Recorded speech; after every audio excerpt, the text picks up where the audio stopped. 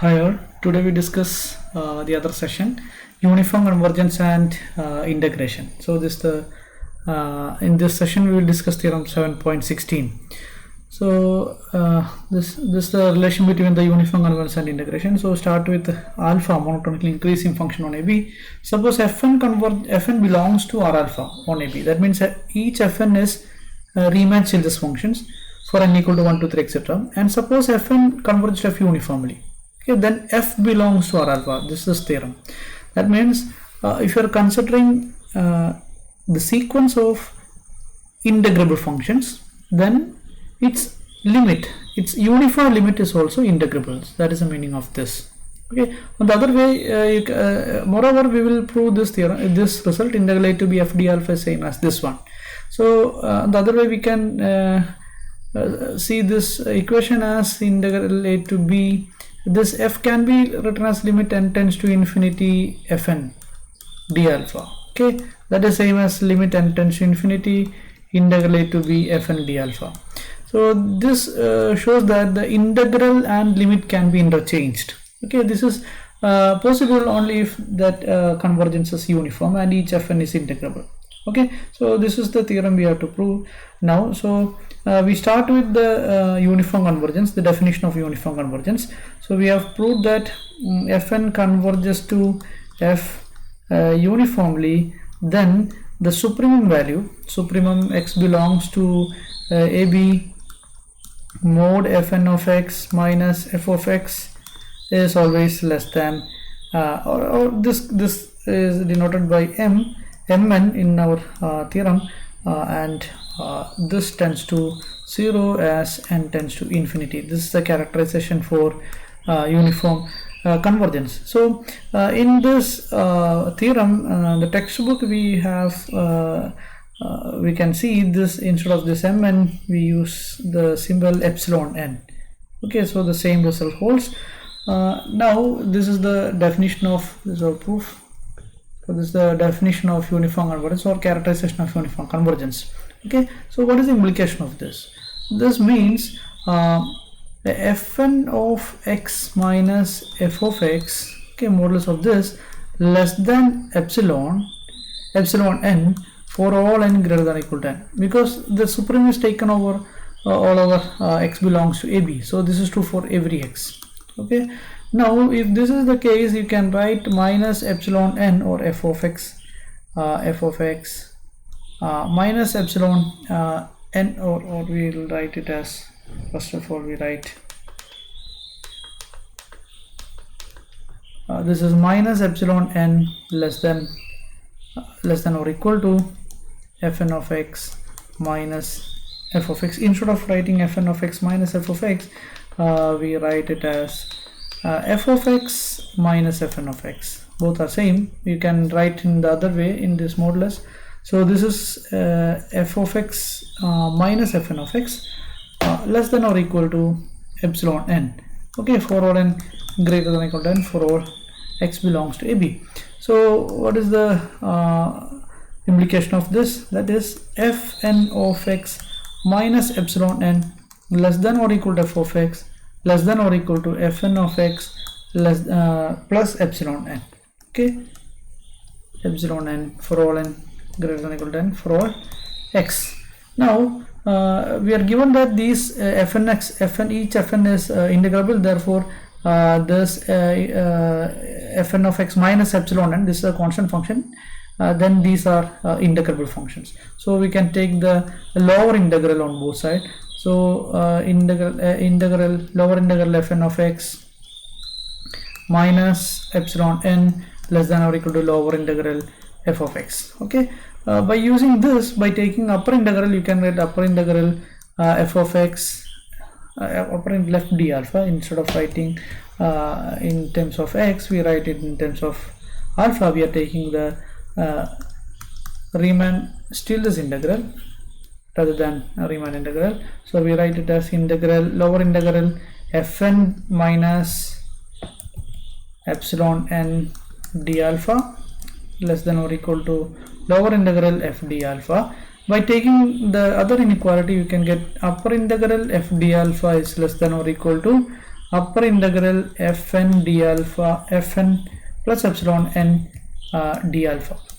Okay, but we know that fn this function is integrable, then the lower integral coincides with the corresponding integral a to b. So this is integral a to b fn minus epsilon n d alpha less than or equal to integral lower integral f d alpha less than or equal to upper integral f d alpha less than or equal to integral fn plus integral a to b fn plus epsilon n d alpha, because we know that lower integral is always less than or equal to upper integral. Okay, now this implies what is the difference between lower integral and upper integral here? Integral upper integral a to b f d alpha minus lower integral a to b f d alpha. This difference is always less than or equal to difference between these two.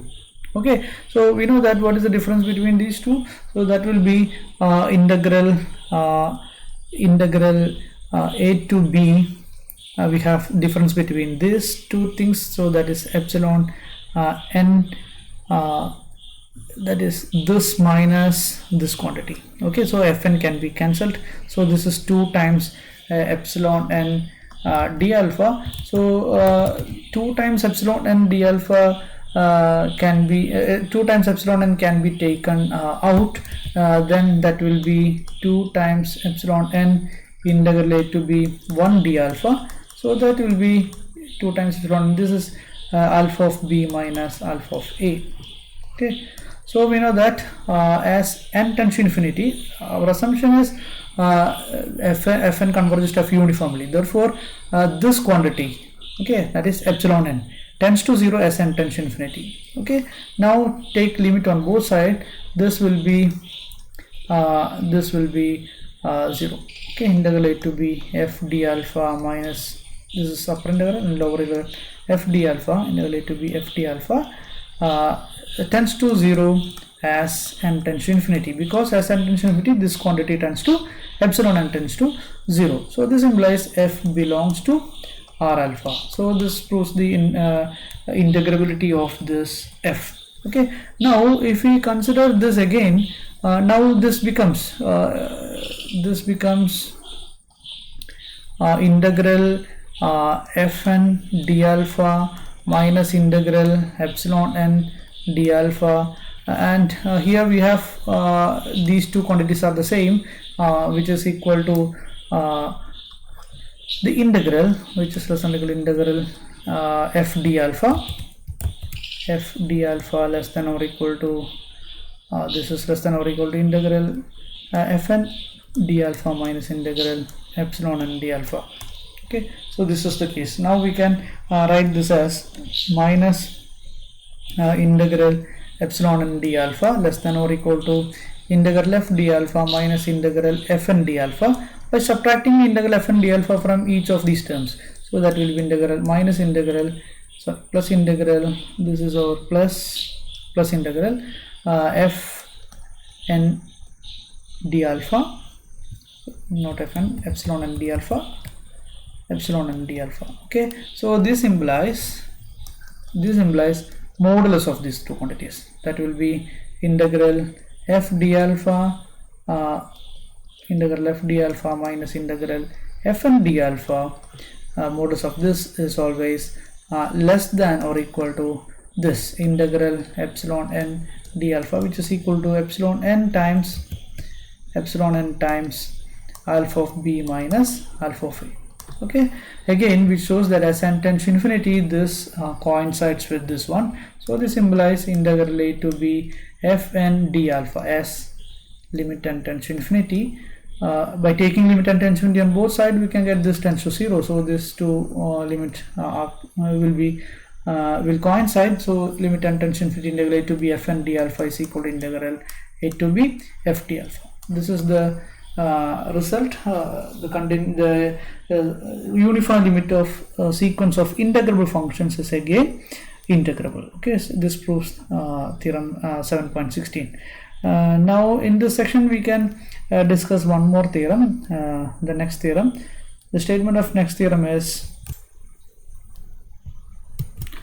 this is a statement. This is in fact the corollary of the previous theorem. It cannot be considered as a theorem in the textbook.